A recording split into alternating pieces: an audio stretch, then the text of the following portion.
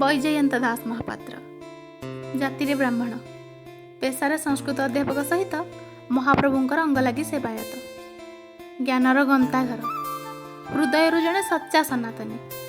ମାଛ ମାଂସ ତ ଦୂରର କଥା, ପିଆଜ ଆଉ ରସୁଣ ବି ସ୍ପର୍ଶ କରନ୍ତିନି। ଖୁବ୍ ଥଣ୍ଡା ମିଜାଜର ଲୋକ।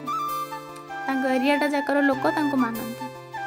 ଛୁଆ ଜନ୍ମଠୁ ଆରମ୍ଭ କରି ମଲା ମୂର୍ତ୍ତିକିଆ ପର୍ଯ୍ୟନ୍ତ ସବୁ କିଛି ବିଧି ମୁତାବକ ହେବା ଦରକାର ବୋଲି ଦାସ ମହାପାତ୍ର ସାର୍ କୁହନ୍ତି।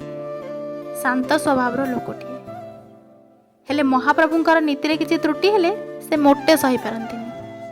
ଖୁବ୍ କମ୍ କଥା କୁହନ୍ତି, ସେତିକି ଦରକାର ନଥିଲେ କାହା ମୁହଁ ଲାଗନ୍ତିନି। କିନ୍ତୁ ସେତେବେଳେ ସାମ୍ନାବାଲାର ମୁହଁ ବନ୍ଦ କରିଦିଅନ୍ତି ଯେତେବେଳେ କେହି ଆମ ଜଗନ୍ନାଥ, ଆମ ସଂସ୍କୃତି, ଆମ ପରମ୍ପରା, ଆମ ଓଡ଼ିଆ ଅସ୍ମିତାକୁ ନେଇ ପ୍ରଶ୍ନ କରେ। ଥରେ ଦାସ ମହାପାତ୍ର ସାର୍ କିଛି କରୁଥିବାର ଦେଖି ସେପଟୁ ଦୌଡ଼ି ଆସି ତାଙ୍କ ନାତି ପଚାରିଲା, ଜେଜେ ତମେ ଏସବୁ କ'ଣ କରୁଛ? ତମେ ଏସବୁ କ'ଣ ପାଗଳ ଭଳି ନାକ, କାନ, ଛାତି, ମୁଣ୍ଡ ଛୁଇଁ ପକାଉଛ? ସାର୍ ଟିକେ ହସିଦେଲେ। ବାବା, ସକାଳୁ ପ୍ରାତଃ ସ୍ନାନ ସରିବା ପରେ ଆଚମନ କରିବା ଦରକାର। ଆଚମନ ତ ଦୂରର କଥା, ତା ମୁଣ୍ଡରେ ପ୍ରାତଃ ସ୍ନାନ କ'ଣ ବୋଲି ବି ପଶିଲାନି। ହଠାତ୍ ପଚାରିଲା, ଆଚ୍ଛା ଜେଜେ, ତମେ ଏ ଶୀତ ଦିନଟାରେ ସକାଳଠାରୁ ଏତେ ଜଲ୍ଦି କ'ଣ ପାଇଁ ଗାଧେଇଛ? ଜେଜେ କହିଲେ, ବାବାରେ ପ୍ରାତଃ ସ୍ନାନ କରିବା ନିହାତି ଦରକାର।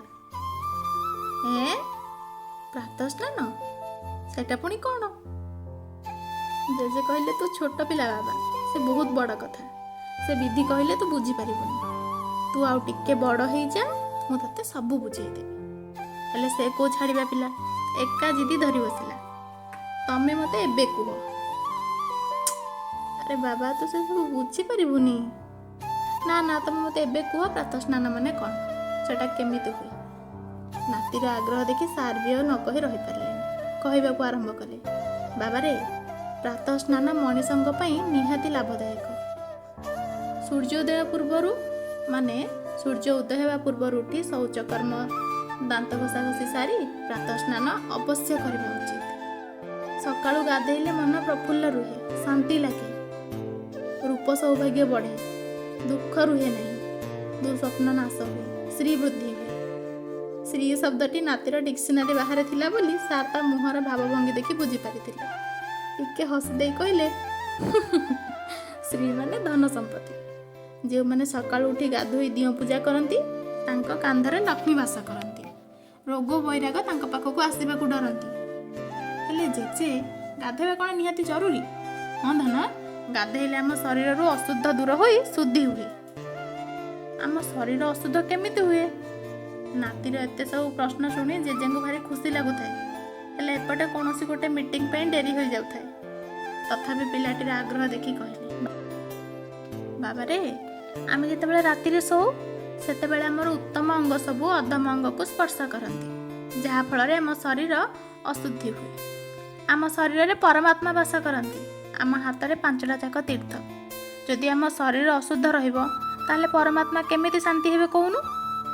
ପୁଣି ଶଙ୍କାପୂର୍ଣ୍ଣ ମୁହଁରେ ପଚାରିଲା, ହେଲେ ଜେଜେ ଅଙ୍ଗ ତ ଅଙ୍ଗ, ପୁଣି ଉତ୍ତମ ଅଙ୍ଗ ଅଧମ ଅଙ୍ଗ କ'ଣ? ଜେଜେ କହିଲେ, ଧନ, ଅଣ୍ଟାଠୁ ଉପରକୁ ଯେତେ ସବୁ ଅଙ୍ଗ ରହିଲା ସେ ସବୁ ହେଲା ଆମର ଉତ୍ତମ ଅଙ୍ଗ। ଅଣ୍ଟାଠୁ ତଳକୁ ଯେତିକି ଅଙ୍ଗ ରହିଲା ସେ ସବୁ ହେଲା ଆମର ଅଧମ ଅଙ୍ଗ। ଆମେ ଯେତେବେଳେ ନିଦରେ ଶୋଇପଡ଼ୁ, ନିଦ ବଳରେ ଗୋଡ଼ରେ ପାଦରେ ହାତ ବାଜିଯାଏ, ଯାହାଦ୍ୱାରା ଶରୀର ଅଶୁଦ୍ଧ ହୁଏ। ଗାଧେଇ ସାରିଲା ପରେ ସେ ସବୁ ଶୁଦ୍ଧି ହେଇଯାଏ। ବୁଝିଲୁ? ଆଚ୍ଛା ଜେଜେ, ତମେ କହିଲ ଆମ ହାତରେ 5ଟା ତୀର୍ଥ ଥାଏ, ହେଲେ କେମିତି? ଆମର ତ ଟିକିଏ ହାତ, ଏଥିରେ 5ଟା ତୀର୍ଥ କେମିତି ରହିବ? ଜେଜେ ନାତିର ପିଲାଳିଆମି ଦେଖି ହସିଦେଲେ। ଆଉ ଘଣ୍ଟାକୁ ଚାହିଁ ଦେଖିଲା ବେଳକୁ ତାଙ୍କ ମିଟିଂ ସମୟ ହୋଇଗଲାଣି। ନାତିକୁ କହିଲେ, ତୁ ଯା ଗାଧେଇ ପାଧେଇ ଠାକୁରଙ୍କୁ ପ୍ରଣାମ କର। ମୁଁ ଘରକୁ ଫେରିଲେ ତତେ କହିବି 5ଟା ତୀର୍ଥ କ'ଣ ଆଉ କେଉଁଠି ଥାଏ।